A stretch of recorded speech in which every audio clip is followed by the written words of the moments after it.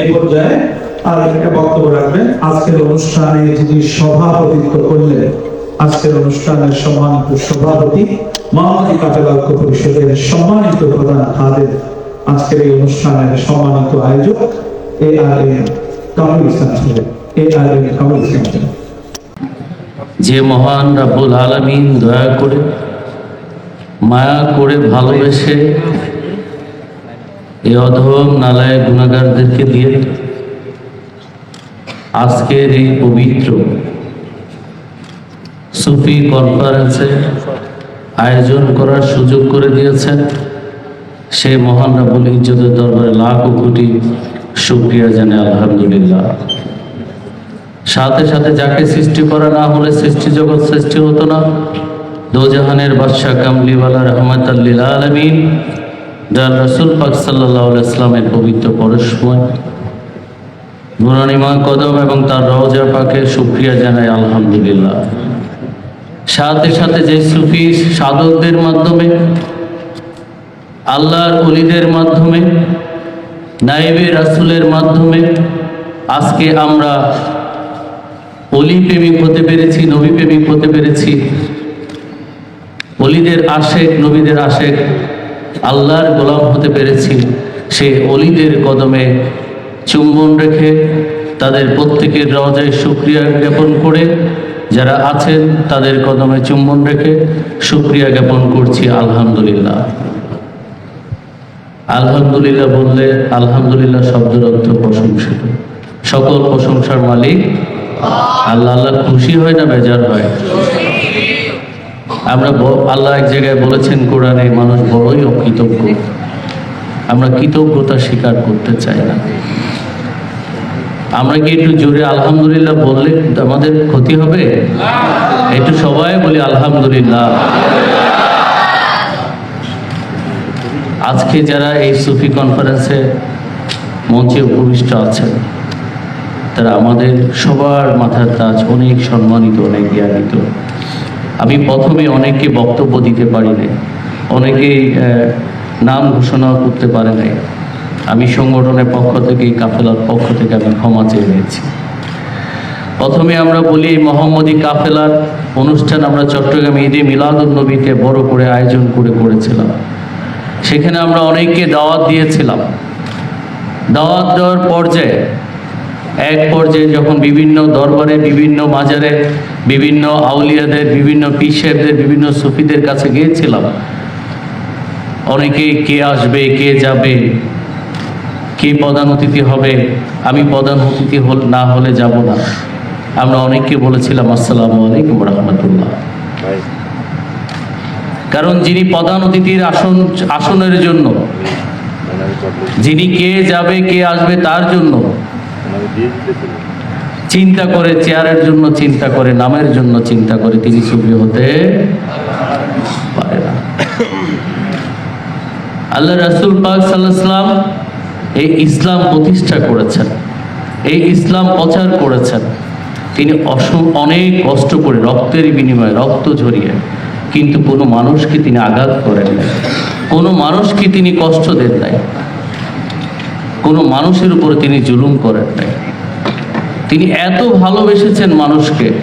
আল্লাহ বলেছেন, আমি তার একজন বান্দার পিতামাতা যতটুকু ভালোবাসে তার 70 গুণ আমি আল্লাহ আমার বান্দাকে ভালোবাসি। তিনি ভালোবেসে সৃষ্টি করেছেন।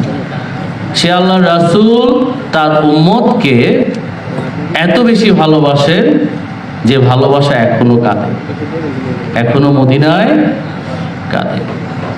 সে আল্লাহ রাসূলের শিক্ষা, সে আল্লাহ রাসূলের আদর্শ। তিনি কত পরিশ্রম করে, কত রক্ত ঝরিয়ে, ঘরে ঘরে গিয়ে, তাইফের জমিনেও তিনি রক্ত ঝরিয়েছিলেন, ঘরে ঘরে গিয়ে ইসলাম প্রচার করেছেন। ঢাকা শহরে আমরা গত সপ্তাহে এবং এই সপ্তাহে মিলে প্রায় 10-12 দিন হবে ঢাকা সিটিতে আশেপাশে অনেকগুলো দরবারে গিয়েছিলাম, অনেকগুলো খানকায় গিয়েছিলাম, রাতে 3টা-4টা পর্যন্ত। একদিকে বাসায় ফ্যামিলি ছেড়ে এসেছি, আমি একজন ব্যবসায়ী মানুষ, এই লাইনের মানুষটা। একদিকে পরিবারের বাচ্চা, আমার ছোট বাচ্চা হাসপাতালে, আরেকদিকে এই গোলামি করছি, খেদমত করছি। আমি চিন্তা করলাম কেন করছি। কারণ কি? এই মোহাম্মদী কাফেলা কেন?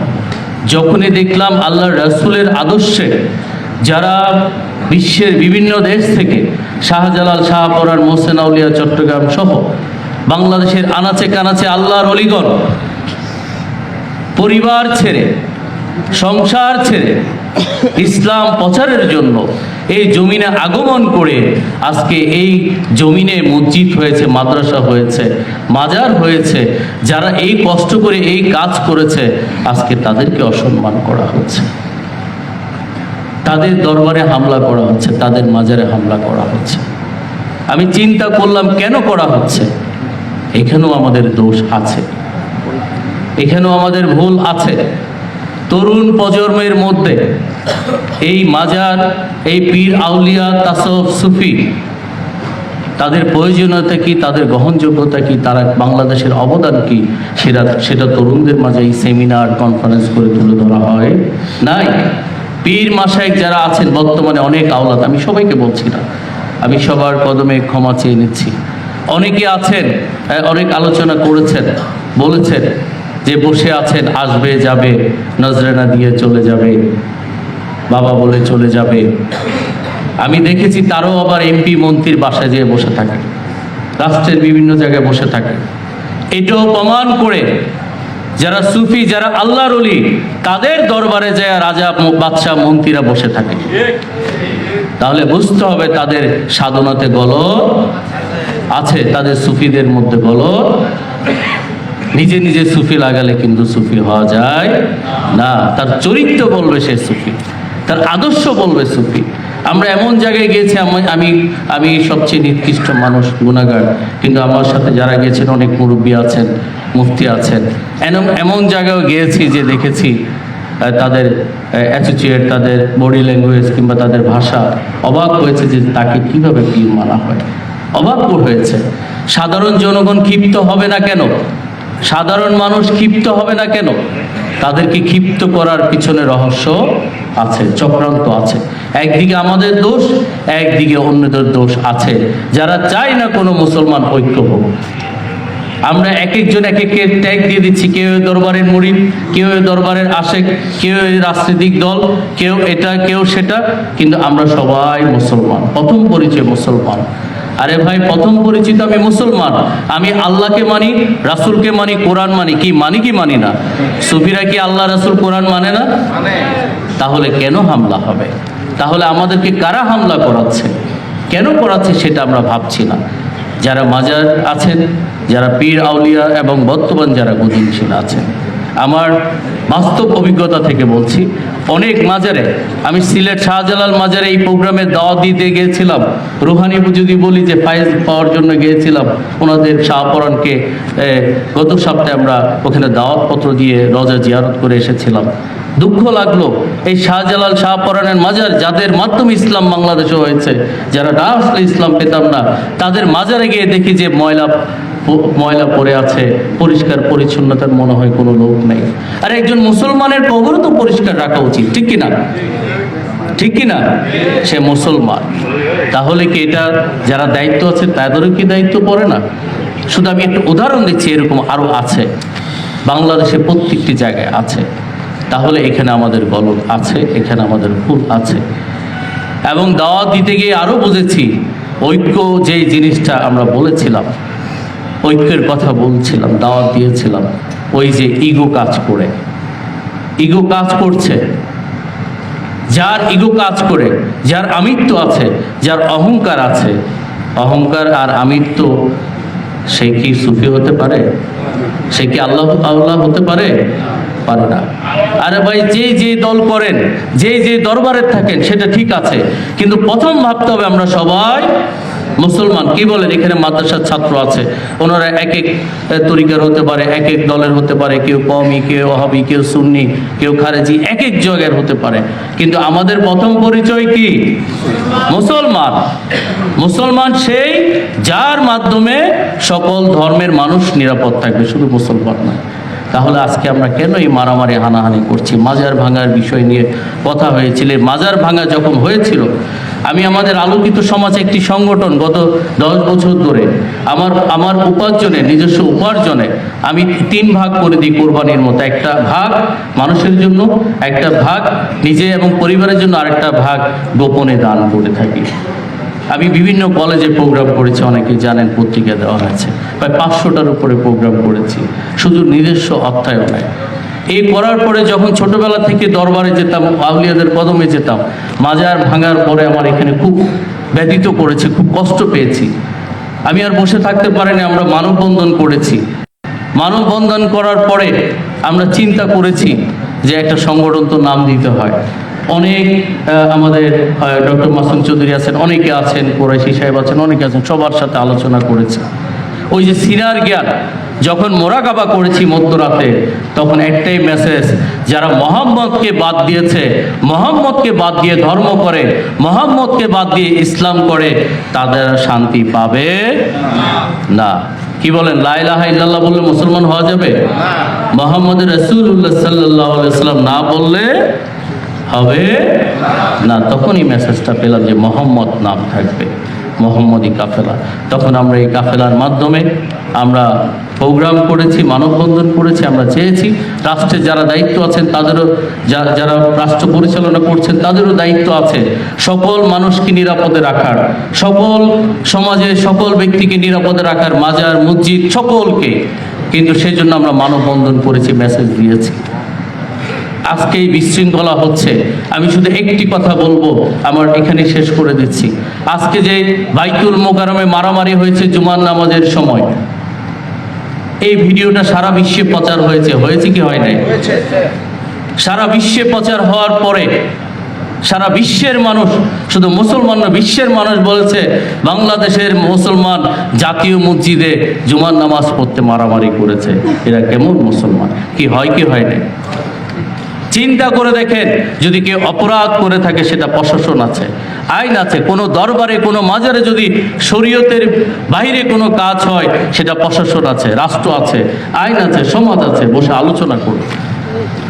কিন্তু মারামারি হানাহানি করে আপনি ইসলামকে কোথায় নিয়ে যাচ্ছেন? একবার কি চিন্তা করেছেন? ধর্মকে কোথায় নিয়ে যাচ্ছেন? আপনি মুসলমান পরিচয় দিয়ে যাচ্ছেন। আরো কি সুন্দর আপনি ছবি ফেসবুকে পোস্ট করছেন, গরু চুরি করে, বিভিন্ন কাজ করে। সেটা কি একবার চিন্তা করেছেন? আমরা করি নাই। আমরা শুধু আছি ভাইরাল এবং আলোচিত, আলোকিত।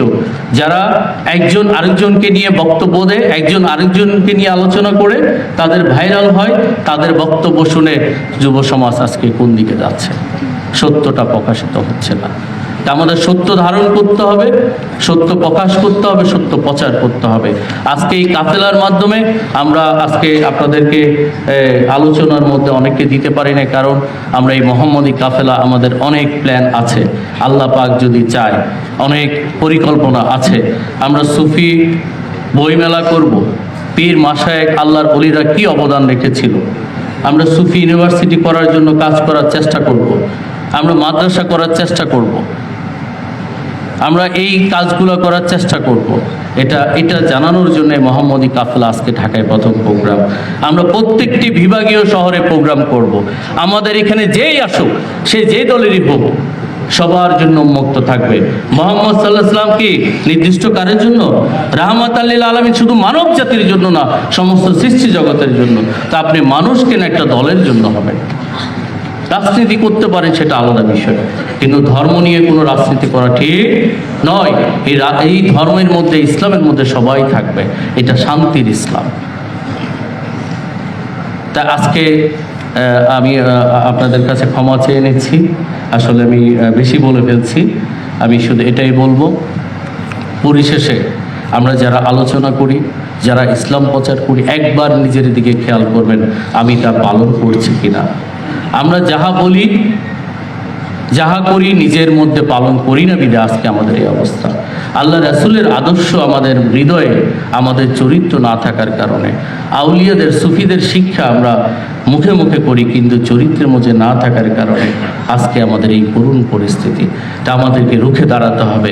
কি জন্য আমরা কারো কোনো সুফি, কোনো পীর আউলিয়া, কোনো নবী রাসূল কেউ প্রমাণ করতে পারবে না, কোনো কিতাবে প্রমাণ করতে পারবে না। কারো বাড়িতে যে হামলা করেছে, কারো ধর্মীয় প্রতিষ্ঠানে হামলা করেছে, কেউ প্রমাণ করতে পারবে না। আমরা যারা সুফি বিশ্বাস করি আমরা কেউ যাই নাই, কিন্তু আল্লাহ রাসূল পাক সাল্লাল্লাহু আলাইহি ওয়াসাল্লামের উপর হামলা করেছে যারা, 27টা যুদ্ধ, হামলা করার পরে আত্মরক্ষার জন্য লড়াই করেছে। আমরা আত্মরক্ষার জন্য লড়াই করব, কি বলেন? আমাদেরকে রক্ষা, কেউ যদি মারতে আসে অন্যায়ভাবে স্যাক্রিফাইস করব, কিন্তু সর্বোচ্চ স্যাক্রিফাইসের পরে নিজেকে রক্ষা করতে হলে আমাকে লড়াই করতে হবে। হবে কি হবে না? আমাদেরকে লড়াই করতে হবে। সেই লড়াই কোনো অন্যায়ভাবে নয়, নিজেকে রক্ষার জন্য, ইসলাম রক্ষা করার জন্য, সুফিদের রক্ষা করার জন্য।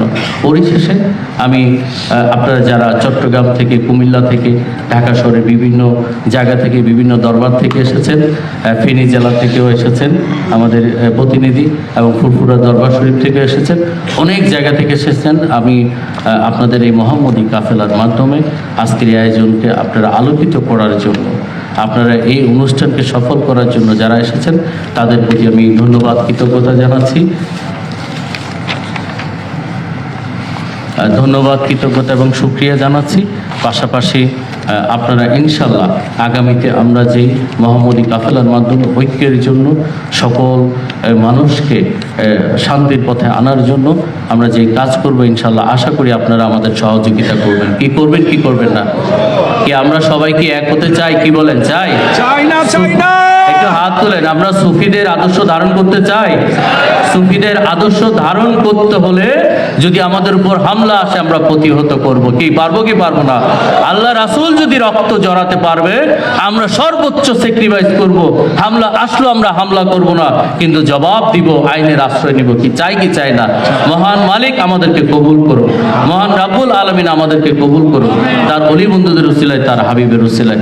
পরিশেষে আজকে যারা মিডিয়ার ভাইরা এসেছেন, প্রশাসনিক ভাইরা যারা সহযোগিতা করেছেন, উক্ত প্রতিষ্ঠানে যারা এই সময় দিয়ে আমাদেরকে সহযোগিতা করেছেন, এবং যারা তরিকতপন্থী ছাত্র সংগঠন সহ যারা সহযোগিতা করেছেন, এবং আমার সাথে সার্বিকভাবে আমাদের খাজা ওসমান ফারুকী সাহেব সার্বিকভাবে এই অনুষ্ঠানে আমাদের পরামর্শ দিয়ে সহযোগিতা করেছেন, এবং মুফতি সালেহ সুফিয়ান SM জুবাইদ সহ আরও যারা আছেন, এবং আমাদের মুখপাত্র সহ সবার প্রতি আমি কৃতজ্ঞতা প্রকাশ করে আবারও আপনাদের কাছে ভুল বলতে হলে সকল দোষ, সকল ভুল আমার উপর আমি মাথা পেতে নিয়ে, আর সকল সফলতা আপনাদের উপর ছেড়ে দিয়ে আমি আমার আলোচনা এখানে শেষ করছি। মহান রাব্বুল আলামিন এই বাংলার জমিনে যাতে মদিনার মতো যারা রওজা ভেঙে দিয়েছে, মাজার গুড়ি দিয়েছে, তাদের মতো এই বাংলার জমিনে যাতে না হয়, আমাদেরকে সেই সাহস, সেই শক্তি, সেই জ্ঞান দান করে আমরা সেইভাবে থাকতে পারি। আল্লাহ পাক যেতটুকু আমাদের কাছ থেকে চান, মহান মালিক যাতে ততটুকু আমাদেরকে করার তৌফিক বিজ্ঞা দেন। আমিন। আসসালামু আলাইকুম ওয়া রাহমাতুল্লাহি ওয়া বারাকাতুহু।